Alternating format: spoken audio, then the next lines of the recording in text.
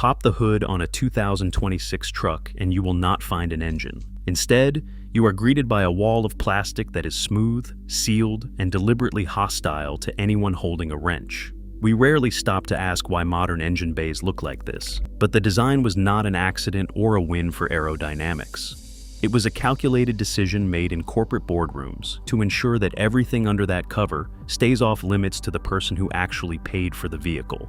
Now, picture the engine bay of a 1998 model. You can see the alternator sitting right there, you can touch the intake manifold, and you can follow every wire from the battery to its final destination. This layout meant you could fix almost any common failure with a simple set of tools that fit inside a shoebox. That openness was the product of a very specific window in history that opened quietly, lasted about 15 years, and then closed before most people even realized it was gone. From 1990 to 2005, a strange shift occurred, where cars were built to be owned rather than licensed or managed from a remote server. They were not yet tools for data collection or platforms for monthly subscriptions, so they functioned like a hammer or a pocket knife, belonging to the owner completely and without any hidden conditions. Manufacturers did not intend to hand over this much control, but a mix of new regulations and economic timing produced vehicles that trusted the person behind the wheel in a way we will likely never see again. How this window opened, the incredible machines it produced, and the exact way the industry eventually slammed it shut is the story we need to look at today. In 1996, the United States government made a regulatory move that accidentally gave every shade tree mechanic in the country a superpower. The Environmental Protection Agency mandated that every passenger vehicle sold in America had to carry a standardized diagnostic port that used the same language regardless of brand. This system was called Onboard Diagnostics 2, and the auto industry absolutely hated it because it threatened their control. Manufacturers had spent decades building proprietary systems that required expensive dealer-only equipment, but the federal mandate tore those walls down overnight. What replaced those secret systems was elegant in its simplicity. It was a 16-pin connector tucked under the driver's side dashboard that spoke a universal language any basic scanner could understand. This changed the entire experience of owning a car, because a check engine light was no longer a mystery. Instead of towing a car to a dealer and paying $100 for a diagnosis, an owner could drive to a local parts store and borrow a $20 scanner to read the code themselves. The computer did not speak in riddles. It provided specific codes, like P0 300 for a random misfire, or P0 135 for a heater circuit malfunction on an oxygen sensor. The computer acted like a doctor, reading an X-ray and pointing directly at the broken bone, which removed the guesswork that used to define automotive repair. That level of specificity mattered because it clearly defined the roles of the machine and the human. The computer's only job was to diagnose the fault, while the owner's job was to perform the repair. And for a brief moment, no corporate gatekeeper stood between the two. If an oxygen sensor failed on a 1999 Honda Accord, the replacement part cost about $30 at the local counter. Because the sensor threaded into the exhaust pipe with a standard wrench, the entire job took about 20 minutes on a warm afternoon. Once the code was cleared and the light went out, the car was ready for its emissions test, and the transaction was finished. There was no need for a service advisor or a high hourly labor rate because the problem was solved by a person, a scanner, and a simple hand tool. The computer of that era functioned as a consultant you could actually afford rather than a digital lock designed to keep you out. What has happened to the industry since that era is a different story entirely. Modern diagnostic systems have fractured back into the same proprietary chaos that the 1996 mandate was supposed to fix. Brands like BMW and General Motors now layer complex protocols on top of the standard OBD2 framework to keep their data private. While basic codes are still readable with a cheap tool, the real data, like live sensor streams and module settings, are hidden behind software that costs thousands of dollars a year to license. Independent shops find themselves locked out of the conversation. A 2023 luxury car with a transmission fault will often hide its true diagnostic path inside software that only the manufacturer controls. There were early warnings that this freedom would not last, as manufacturers began testing the edges of what they could hide from the public. However, between 1996 and roughly 2004, the standardization held firm enough that a motivated owner with a cheap tool and a free afternoon had total access to the mechanical truth of their vehicle. That access felt completely ordinary at the time, so people did not celebrate the OBD2 port as if it were some rare gift. It was just a small plastic port under the dash that you used to fix your car before moving on with your day. It was not until the digital walls went back up that we began to understand the level of transparency we had actually lost. The diagnostic freedom of that era only worked because the physical parts under the hood were just as democratic as the software. A code could tell you exactly which sensor was failing, but that information would be useless if the replacement part required a digital handshake with a corporate server to function. In the 1990s, the code pointed at the problem, and the local junkyard provided the solution, often allowing a $5 part to put a car back on the road the same day it broke down. A part was just a part. That sentence sounds obvious, but it describes a reality that no longer exists in the modern automotive world. Back in the 1990s, a window regulator pulled from a wrecked 1997 Ford Taurus at a salvage yard was exactly the same, both mechanically and electrically, as the broken one sitting inside your own car. It featured the same copper motor windings, the same plastic gears, and the same wiring connector that clicked into place without any fuss. You simply unbolted the old one, bolted in the replacement, and the window went up and down just as the engineers intended. The car did not care where that part came from because it lacked the digital brain required to even ask the question. That indifference was a form of freedom for the average owner. If you walked through any self-service salvage yard in 1995, you understood the logic of the era immediately. Rows of vehicles were organized by make and model, with each one serving as a parts store that someone else had already paid for.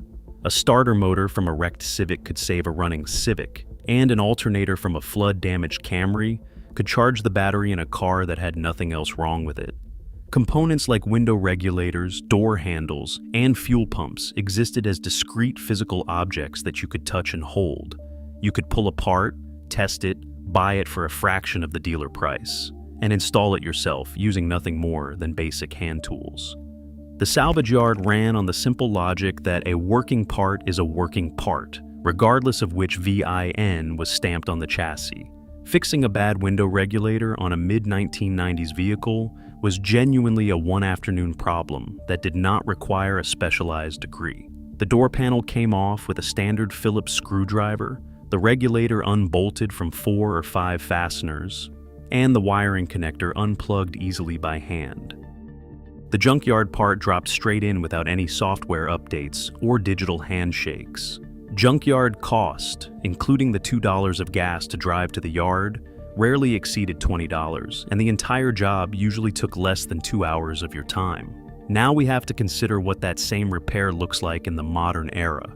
Manufacturers have introduced a concept called component pairing, and while the name sounds harmless, the implications for the consumer are quite serious. When a new electronic component is manufactured today, it receives a digital serial number embedded deep within its firmware. When that component is installed in a modern vehicle, the car's central computer scans it to verify its identity. If the serial number matches the approved list stored in the vehicle's software, the part works. If it does not match, the computer simply ignores it. The part might be electrically perfect and mechanically identical to the original, but because the software refuses to recognize it, the car behaves as if nothing was installed at all. A window switch is just a switch, consisting of copper contacts, a plastic housing, and a simple electrical circuit. However, on a modern Ford or General Motors vehicle, installing a switch sourced from a salvage yard means towing the vehicle to the dealership so a technician can connect a proprietary laptop. They have to navigate into the vehicle's software architecture just to register the new component, which is a process that can easily cost a full hour of dealer labor. With rates now routinely exceeding $150 an hour, a $5 junkyard part becomes a $150 software transaction. Dealer control turns cheap repairs into expensive services. This shift was not an engineering necessity, but rather a calculated business decision designed to control the secondary market. Component pairing kills the used parts market at the source and makes every independent repair shop dependent on manufacturer cooperation. It routes every hardware failure through the dealer service department, where the brand controls the margins entirely. A farmer who watched this happen with John Deere tractors would recognize the pattern instantly, as the machine remains physically repairable while the software simply refuses to allow the fix. The 1990s operated on the opposite philosophy, which was a world where the car trusted its owner by default. The system assumed that if the part fit the hole and the connector matched the pins, the repair was valid and the car should run. No handshake was required, and no permission was needed from a corporate server halfway across the country. That assumption was so basic that it was never even stated out loud, yet it turned out to be one of the most important features those cars ever had. The philosophy of the junkyard did not just emerge from thin air. It was baked into the architecture of the vehicles themselves, engineered into platforms designed from the ground up to be understood and serviced by ordinary people. Nobody embodied that philosophy more completely than the Ford Panther platform. The Panther was never a glamorous machine, and cars like the Crown Victoria or the Grand Marquis were not the subjects of childhood posters. They were honest workhorses, built on a body-on-frame layout that Ford had been refining since the 1970s, and continued building in nearly unchanged form until 2011. Police departments ran them into the ground, taxi companies put hundreds of thousands of miles on them, and fleet managers ordered them by the thousand. The math was simple because the cars were cheap to fix, parts were easy to find, and the mechanical components simply refused to die. When you open the hood of a late 1990s Crown Victoria, the engine sits in the middle of a bay with actual breathing room around it. The 4.6-liter modular V8 is not buried under plastic covers, and the spark plugs are visible from a standing position, reachable with a standard extension. The serpentine belt traces a path that anyone can follow with their eyes, and the radiator drains from a simple petcock at the bottom. Nothing is hidden behind proprietary fasteners, and nothing requires a special tool to remove. The entire cooling system, the ignition system, and the fuel system can all be addressed in a driveway with parts sourced from any local auto parts store. The Panther was not engineered for a specific type of master technician, but rather for any mechanic with a wrench and a bit of patience. That generosity of design is exactly why so many of these cars are still on the road today, serving their owners decades after they left the factory. Japan took a different path to reach that same destination of reliability. In 1989, Toyota set out to build a vehicle that would humiliate European luxury brands on their own home turf. The budget for the project was enormous, and the directive given to the staff was simple: build the finest car in the world, regardless of what it costs. What they produced was the Lexus LS400, and underneath its hood sat the 1UZ V8 engine, which many enthusiasts consider one of the most overbuilt production engines ever assembled. Toyota spent close to $1 billion developing the LS400 and its drivetrain, resulting in tolerances that were tighter than anything the industry had seen at that price point. The engine used aluminum construction to keep the weight down, but the internals were built to a standard that went far beyond what any normal service life would ever demand. The timing belt was overspecified for its load, the cooling passages were generously dimensioned, and the wiring harness used thick gauge conductors. This heavy-duty electrical architecture ensured that the car would not develop mysterious gremlins after a decade of heat cycling in a cramped engine bay. Toyota understood a truth that the LS400 proved over the following decades, which is that luxury and longevity are not competing values. They are the same value, just expressed through different materials and engineering choices. The thick wiring did not cost much more than thin wiring, and the heavy relays did not add enough weight to matter. Yet these choices were made deliberately by engineers who prioritize permanence. They wanted a vehicle that would still be running perfectly long after the original owner had moved on to something else. Finding a first-generation LS400 with 200,000 miles on the odometer is not an unusual sight for a car enthusiast. Some of these engines have crossed the 300,000-mile mark without ever needing internal work, largely because the 1UZ was built with margins so generous that normal driving barely registers as stress. Compare that to a modern luxury sedan, where the warranty expires at 50,000 miles and the repair bills that follow can financially total a car that is otherwise sound. The accountants who make those modern decisions would never have survived a meeting at Toyota in 1985, because the directive back then was perfection, not profit. Both the Panther and the LS400 prove the same truth from opposite ends of the market. When the engineers were allowed to control the brief, the cars outlasted every expectation we had for them. Japan and America proved that durability comes from simplicity, but Germany took a different and much more difficult path. They proved that a car could be mechanically complex and genuinely easy to service at the exact same time. That proof lives in the Mercedes-Benz WW124. Sold in the United States as the 300E and later the E-Class, the W124 came from an engineering culture that had not been poisoned by a spreadsheet mentality. The M103 engine in the early models was a single overhead cam inline 6 that felt almost deliberately modest. It never made a promise it could not keep, because the engineers knew that conservative designs are the ones that actually survive. While the flashier and more complicated engines of the 80s were dying from cracked heads and snapped timing chains, the M103 was still firing up on sub-zero mornings without a single complaint. When the M104 arrived later, it improved on the power and breathing with dual overhead cams, but it never abandoned that core philosophy of being easy to own. The engine sat in the bay with plenty of breathing room around it, and the oil filter canister was right on top, where you could reach it without crawling on the ground. You could check the coolant reservoir at eye level because nothing was buried under plastic covers or secondary systems. To reach a primary part, you did not have to spend 3 hours dismantling everything else in the way. The BMW E39 followed this exact same set of rules.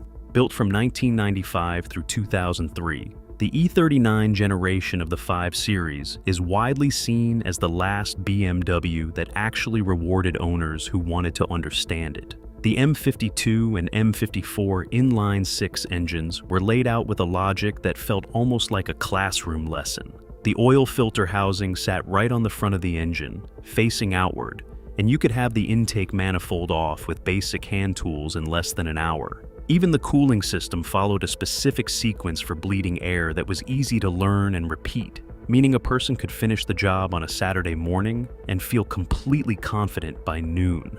The electrical system was sophisticated for the mid-90s, but it still relied on physical relays and a fuse box that actually made sense when you pulled the cover off. Every circuit had a label and every module was easy to find, allowing the car to communicate its problems through a diagnostic system that was deep but accessible. It would talk to professional-grade independent scanners, so you were not forced to beg a BMW dealer for a login just to see why a light was on. Then we have the Mercedes M113 V8, which powered the U10 E430 and the early Du11 E500. This 5-liter V8 was built to a standard where longevity was the only goal that mattered, and the timing was handled by a heavy chain instead of a rubber belt. That chain lived in a constant bath of engine oil to keep it lubricated through every single heat cycle. Reaching 200,000 miles on an M13 is not some rare milestone to celebrate. It is the expected result if you just change the oil on time. German luxury beer in this era chose mechanical quality over electronic gimmicks every single time. The cooling systems used massive radiators with plenty of thermal headroom, and the thermostats were simple wax element units that cost a few dollars to replace. You could visually inspect the belt-driven water pumps and replace them predictably, and you could buy the parts from any local supplier without needing a special corporate authorization code. What replaced this era is a perfect study in what happens when the accountant gets to the meeting before the engineer.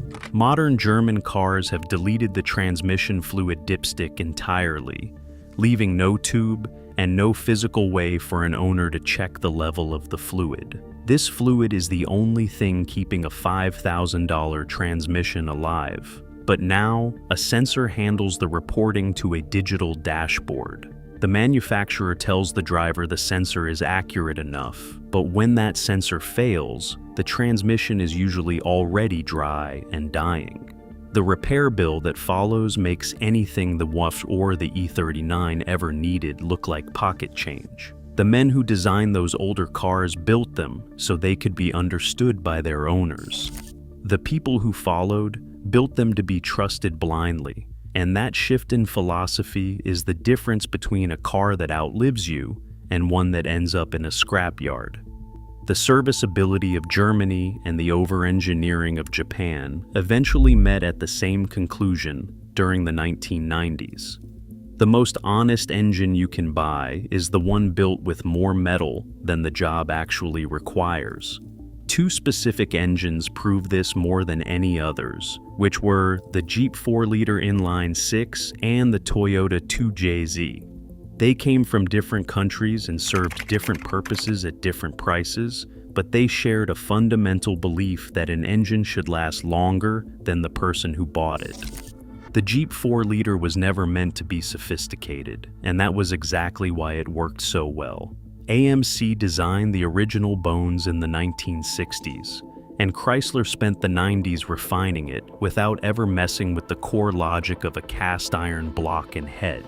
7 main bearings supported a crankshaft that refused to flex under a heavy load, and the bore spacing was wide enough to allow for massive cooling passages. The oil pump moved so much volume that every surface stayed lubricated even after 3 hours of crawling through a 100-degree desert.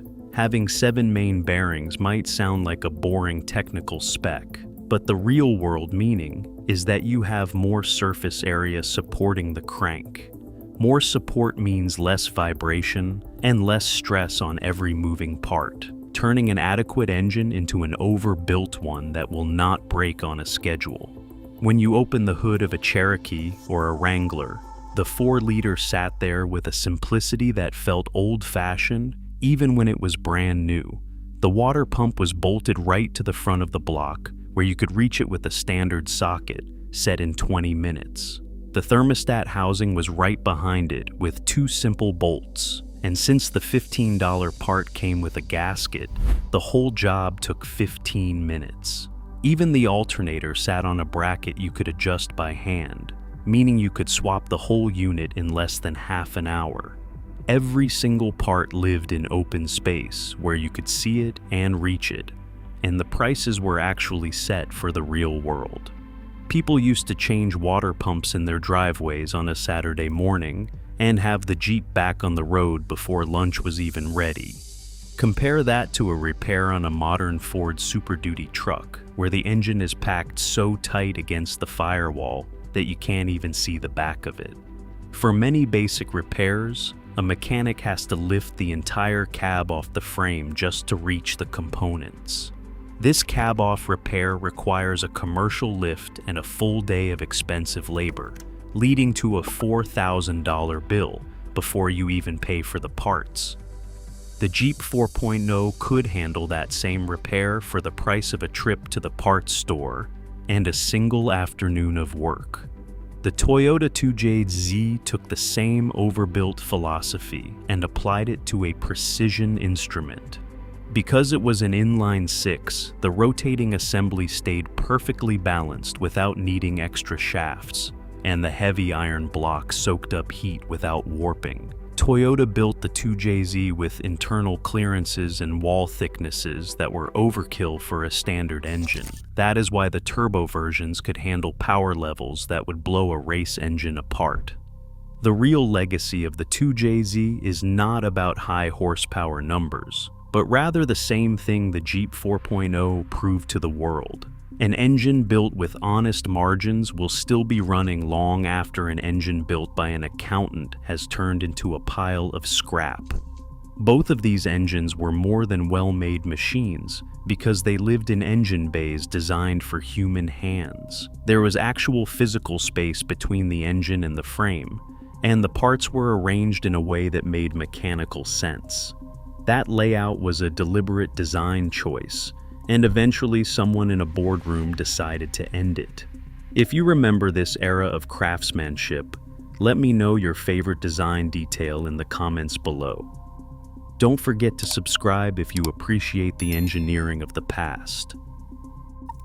The engineers who built the cars of the 90s did not just walk away from their design philosophy by accident.